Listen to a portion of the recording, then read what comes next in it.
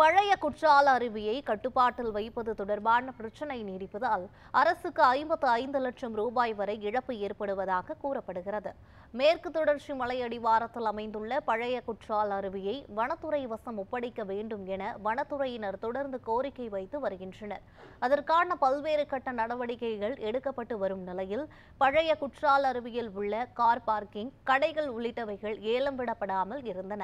இந்த நிலையில் கடந்த சில நாட்களுக்கு முன்பு ஏலத்திற்கான தேதி அறிவிக்கப்பட்டிருந்த நிலையில் தற்போது பழைய குற்றாலம் பொதுப்பணித்துறையினர் கட்டுப்பாட்டில் உள்ளதா அல்லது வனத்துறையினர் கட்டுப்பாட்டில் உள்ளதா என்ற சந்தேகம் எழுவதால் பழைய குற்றால அருவியின் கார் பார்க்கிங்கை ஏலம் எடுக்க யாரும் முன்வரவில்லை என கூறப்படுகிறது.